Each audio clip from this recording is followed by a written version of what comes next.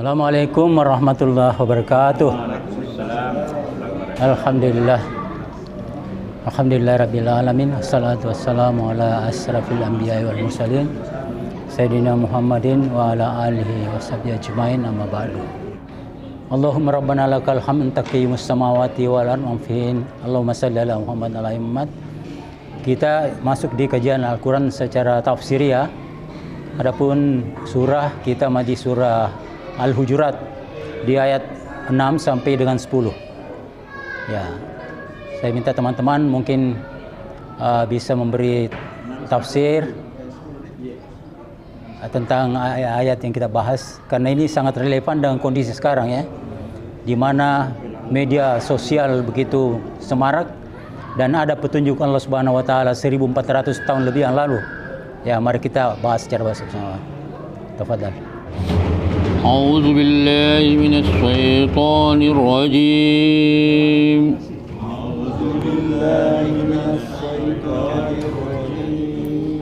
بسم الله الرحمن الرحيم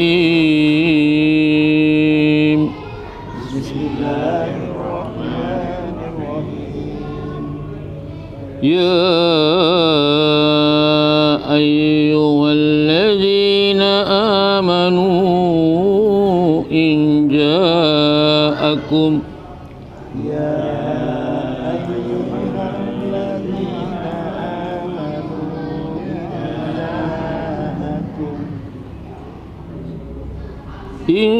جاءكم فاسق بنبأ فتبينوا أن تصيبوا قوما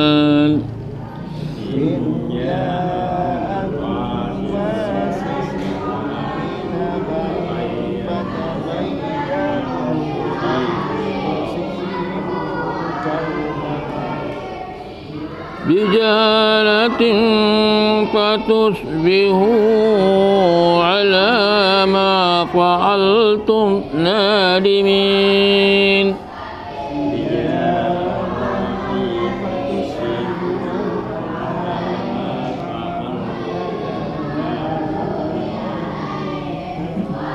واعلموا أن فيكم رسول الله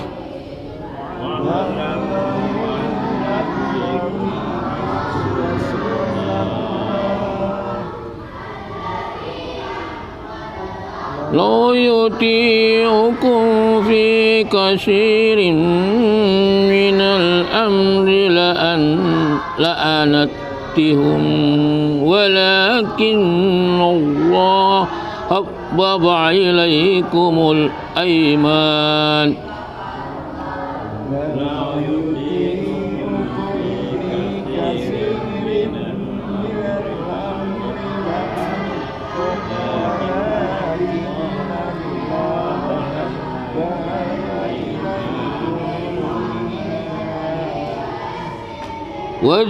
وزينوا في قلوبكم وقرأ إليكم الكفر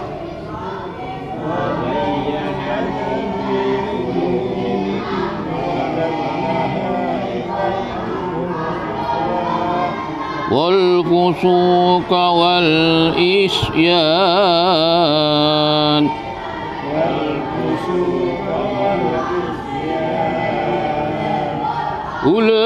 أولئك هم الراشدون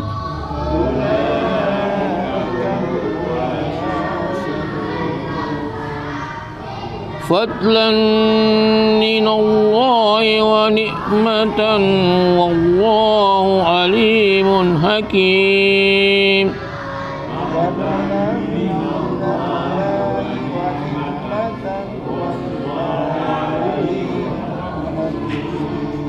وإن طائفتان من المؤمنين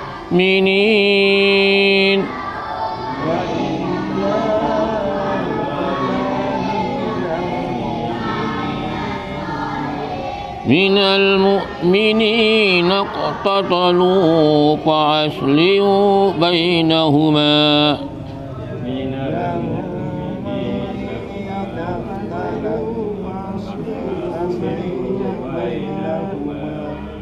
فإن بغت إحداهما على الأخرى فقاتلوا التي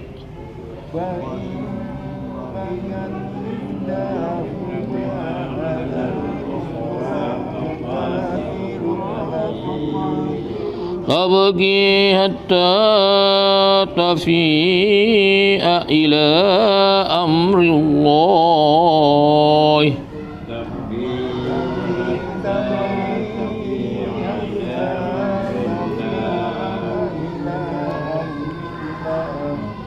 فإن فاءت فأصلحوا بينهما بالعدل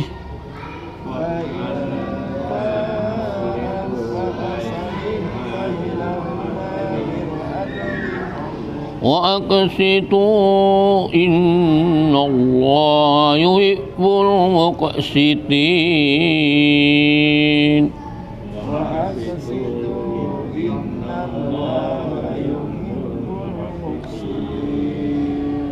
إنما المؤمنون إخوة فأصلحوا بين أخويكم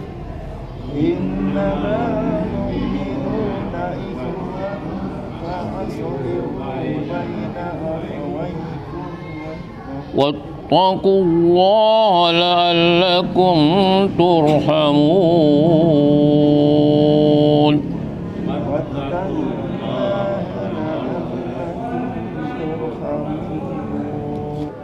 Assalamualaikum warahmatullahi wabarakatuh. Alhamdulillah alladzi khalaqal insana fi ahsani taqwim.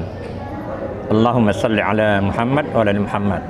Kita lanjutkan dengan kajian tafsiriyah pada ayat ke-6 sampai 10 dari surah Al-Hujurat ya. Ini dimulai dengan ayat 6 peringatan tentang si pembawa berita agar ditelusuri, dicari kejelasannya ya. Dan ini sangat relevan sebagaimana disampaikan oleh Pak Ismail pada pembukaan tadi, bahwa ini memang zaman ini dengan zaman teknologi informasi yang begitu cepat, nah itu perlu kita teliti kebenarannya, karena sangat banyak hoax sekarang ini, sangat banyak berita-berita yang tidak punya dasar. Padahal berita itu pada dasarnya adalah based on fact, berdasarkan fakta, bukan berdasarkan katanya, atau bukan berdasarkan opini, tetapi berdasarkan fakta. Jadi ini perlu baik pelaku jurnalis maupun orang awam, karena sekarang ini sudah banyak citizen jurnalis, sudah banyak jurnalis warga. Ini perlu mendapat perhatian, karena bisa saja setelah dilanjutkan atau setelah kita bertindak kita menjadi menyesal. Kemudian pada ayat selanjutnya diingatkan bahwa di antara kamu itu ada rasul. Ini terutama para sahabat, alhamdulillah mereka hidup bersama sahabat ya. Jadi sahabat itu menjadi penengah di antara mereka, menjadi pendamai dan menjadi asbab bersatunya hati para orang-orang beriman, terutama para sahabat saat itu. Dan diingatkan pula jika ada dua pihak yang berselisih, apakah dua orang atau pihak atau golongan, itu kewajiban kita sebagai muslim untuk menengahi atau mendamaikannya. Jangan sampai kita acuh, itu bukan urusan saya, atau tidak mau terlibat, takut berisiko. Nah, ini diistilahkan dengan setan diam. Jadi ada itu setan itu mengajak kita untuk diam, tidak berlaku apa-apa, tidak berbuat apa-apa. Itu istilahnya setan diam. Jadi sampai kita menjadi setan diam. Tapi tentu saja lihat situasi, ya, bagaimana kita bisa menengahi. Dan kalau di antara dua pihak itu ada yang berbuat aniaya, itu yang perlu kita perangi. Di sini maksudnya itu kita berurusan dengan dia. Apakah mengajukan argumentasi nasihat atau memperingati dia. Dan kalau dia sudah kembali, maka didamaikanlah. Jadi tugas kita untuk mendamaikan pihak-pihak yang berselisih sebagai orang yang beriman. Nah, di sini saya tidak akan lanjutkan lebih lanjut karena kita ini sharing. Ada suatu pertanyaan dan mungkin saya ingin mendengar, mungkin bisa kita lebih pahami lagi. Kenapa ada kata fasik di sini? Kenapa tidak dikatakan saja apabila ada orang yang membawa berita, maka cari kejelasannya. Kenapa ada kata-kata penekanan fasik di sini? Fasik. Kenapa kira-kira? Karena setiap kata dalam Al-Quran itu precisely, tepat. Tidak ada kesalahan penempatan kata. Tidak ada kesalahan grammar, tidak ada kesalahan pemilihan kata. Semua tepat. Tinggal kita yang berusaha untuk menganalisinya, mempelajarinya. Jadi mungkin nanti jadi soal ini, kenapa ada penekanan kata-kata fasik? Apakah hanya orang fasik yang datang, dan bagaimana kita mengetahui dia fasik atau tidak? Saya kira itu mudah-mudahan kita bisa sharing. Akhir kalam, assalamualaikum warahmatullahi wabarakatuh. Kajian kita ini menyangkut tadi pertanyaannya Pak Nur itu mengenai orang fasik ya. Ya, boleh jadi istilah fasik ini sangat populer di zaman Nabi ya. Artinya orang-orang yang tanda kutip perlu ditelusuri ya kalau dia berbicara. Ya, menurut paham saya ya. Karena di situ dikatakan bahwa fasik itu adalah orang yang melampaui batas seringkali ya dalam kegiatan kesehariannya. Jadi Allah Subhanahu wa taala ini memang mewanti-wanti. Bayangkan saja 1400 tahun lebih yang lalu ayat ini sudah turun. Jadi apa yang terjadi hari ini, Allah sudah mengetahui bahwa akan terjadi satu masa di mana media ini berseliweran kemana-mana dan sangat relevan dengan kondisi sekarang. Jadi berhati-hatilah, karena Allah mengatakan, in ja'akum fasikum binaba'in fatabayyanu an tusibu qauman bijahalah fatusbihu ala ma fa'altum nadimin. Jadi kalau orang fasik datang membawa berita, memang harus kita konfirmasi, dan konfirmasi itu adalah salah satu disiplin seorang wartawan. Ya, disiplin. Kalau sekarang ini banyak wartawan netizen ya, netizen termasuk juga di dalamnya itu karena semua warga negara, semua orang berpeluang untuk jadi wartawan. Makanya ayat ini juga sebenarnya berlaku umum, walaupun yang dipanggil di sini orang beriman. Ya, dia akan berlaku umum, tapi Allah lebih menekankan kepada ya ayyuhalladzina amanu. Jadi yang dipanggil di sini orang beriman. Karena kalau orang yang beriman sudah salah, bagaimana lagi yang orang tidak beriman? Ya, itulah petunjuk yang diberikan kepada kita. Kita harus bersyukur karena banyak sekali di Al-Hujurat ini petunjuk-petunjuk dalam rangkaian hubungan kita sesama manusia, dan juga untuk memelihara kedamaian persaudaraan. Sesungguhnya orang beriman itu bersaudara, ada juga tadi ayatnya ya. Nah, itulah mungkin sedikit tambahan dari saya. Saya minta teman-teman sekalian mungkin dalam aplikasinya kayak bagaimana pada saat ini. Assalamualaikum warahmatullahi wabarakatuh. Hamdan wa syukran lillah. Malam hari ini kita kembali lagi dalam majelis pengajian kita. Hari ini kita membahas mengenai surah Hujurat, Al-Hujurat. Mulai dari ayat ke-6 ya. Ya ayyuhalladzina amanu ija'akum fasikum binaba'im fatabayyanu an tusibu qauman bijahalatin ala ma fa'altum nadimin. Jadi sebenarnya di ayat terakhir ini kuncinya ini. Innamal mu'minuna ikhwatun fa aslihu baina akhawaykum wattaqullaha la'allakum turhamun. Sesungguhnya orang-orang beriman itu bersaudara. Maka seandainya ada saudaramu yang berselisih, maka damaikanlah. Wattaqullaha la'allakum turhamun. Bertakwalah kepada Allah agar kamu mendapat rahmat. Jadi kuncinya itu kalau orang-orang beriman itu memang mesti selalu hati-hati. Jadi kalau ada misalnya walaupun teman, ada di sana, ada begini-begini. Orang beriman itu teliti sekali. Kalau orang beriman itu mesti tanya, Dari mana kau lihat ke? Itu salah satu ketelitiannya. Kau lihat siapa yang kasih tahu. Nah, itu semua itu ceknya. Jadi kuncinya tadi di situ di ayat 10 itu, bahwa sesungguhnya orang-orang beriman itu bersaudara. Nah, kalau kita bersaudara, kalau kita anggap ini orang ini perlu diteliti misalnya. Tapi kalau kita anggap itu saudara memang seiman, saya kira tidak perlu perlu memang hati-hati. Tapi saya kira kalau kita sudah mengetahui bahwa itu saudara saya ini, selalu kita bergaul sama-sama, saya kira kita tidak perlu ragukan. Ini yang perlu diragukan sekarang ini karena banyak sekali orang yang membawa berita. Belum dia tahu, baru dengar dari orang, dia ada begini. Itu yang perlu dicek. Ya itu barangkali. Terima kasih. Assalamualaikum warahmatullahi wabarakatuh. Ya, bismillahirrahmanirrahim. Assalamualaikum warahmatullahi wabarakatuh. Alhamdulillah, wassalatu wassalamu ala rasulillah. Ya, terkait tadi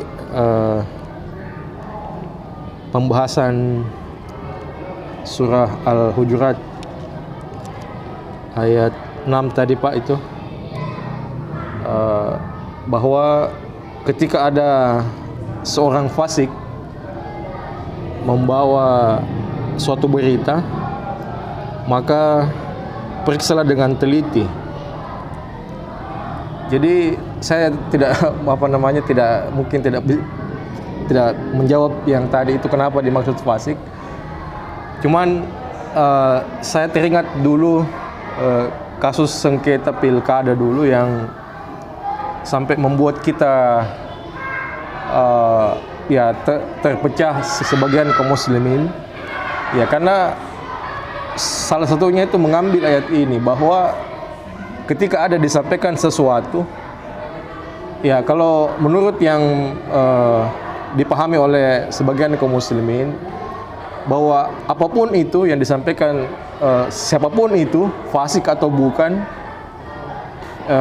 ketika dia menyampaikan sesuatu, kita jangan langsung menjudge bahwa seperti ini.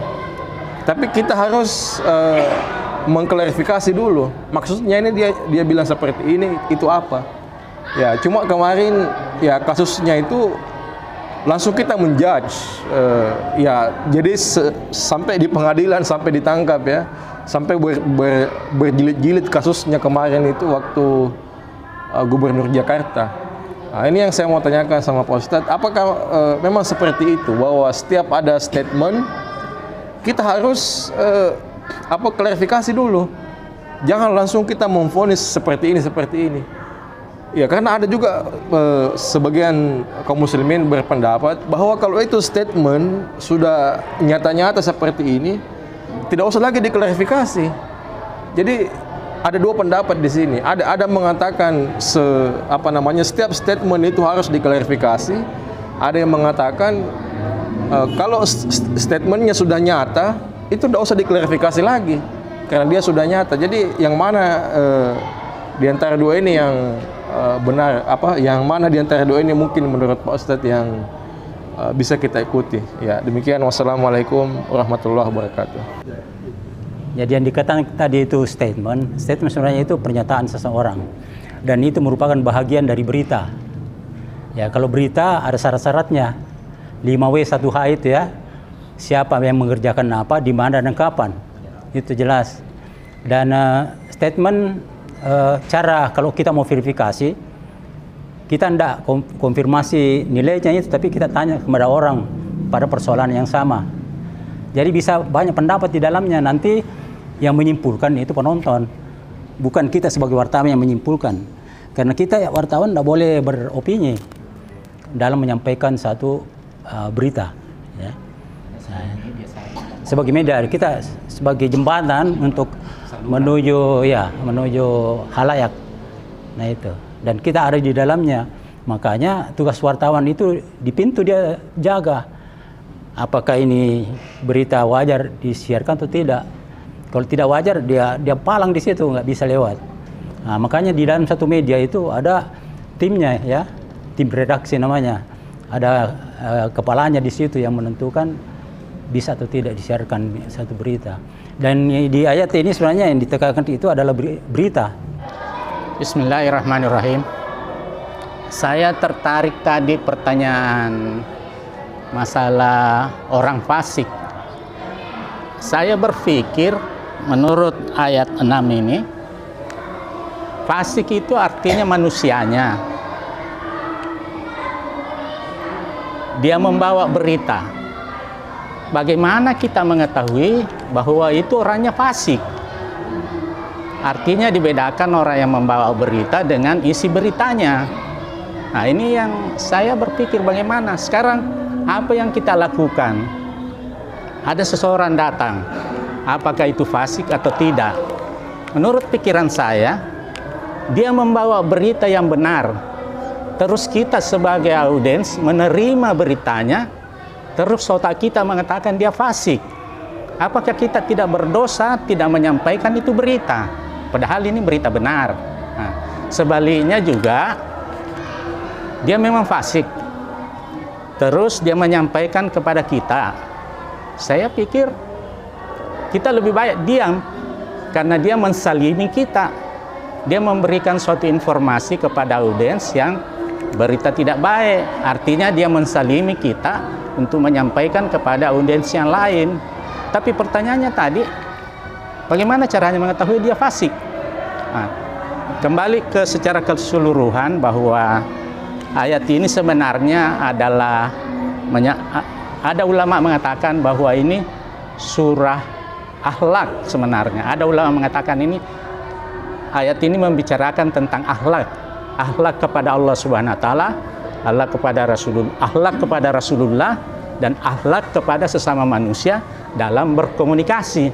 Nah, itu secara global sebenarnya ayat ini. Di stres di sini orang fasik. Menurut saya, orang fasik itu adalah orang yang ada track record sebelumnya yang sedikit tanda kutip negatif.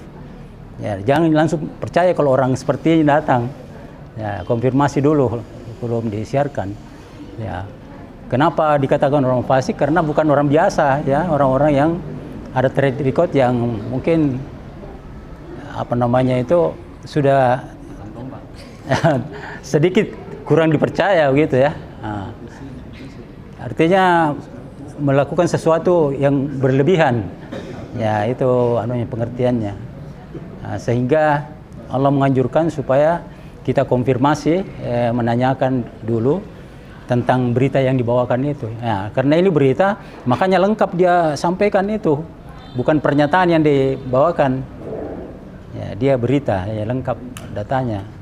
Nah, karena ini lengkap datanya, kita sebagai orang yang mungkin kerja di media ataupun kita orang netizen, nah, kita harus lihat dulu, periksa dulu kebenarannya. Ya, itu dasar-dasar anunya. Tapi kalau ini sudah bergabung-gabung dengan politik, ya wallahu alam ya, itu nggak tahu lagi. Ya, jadi Nabi itu dari kata itu, nabah. Jadi Nabi itu pembawa berita, tapi berita akhirat. Nah, Dunia akhirat. ya, berita dari akhirat, artinya berita tentang akhirat dan juga tentang kemaslahatan hidup di dunia. Fasik itu sebenarnya menurut para penafsirin itu hanya untuk membuat kita hati-hati. Kita ketahui fasik tidaknya tergantung dari beritanya. Jadi duluan itu, jadi ketika kita tahu bahwa beritanya bohong itu fasik. Tapi ada juga terbukti bahwa dia tidak fasik, artinya dia tidak membawa berita bohong. Nah, ada juga memang al-amin seperti Rasulullah, tidak perlu lagi diragukan kalau dia bicara. Nah, itu ada memang track recordnya yang mesti dijamin. Tapi untuk kehati-hatian perlu. Dan memang ada dua itu, ada opini, ada berita. Jadi ada pendapat. Pendapat itu diklarifikasi oleh yang bersangkutan. Apa maksudnya? Kemudian kalau berita itu sama itu, cari faktanya tentu dari berbagai sumber, bukan hanya satu sumber. Bahkan ada namanya cross check, dicek itu. Ya, itu. Jadi ini hanya peringatan untuk kehati-hatian sebenarnya, intinya begitu.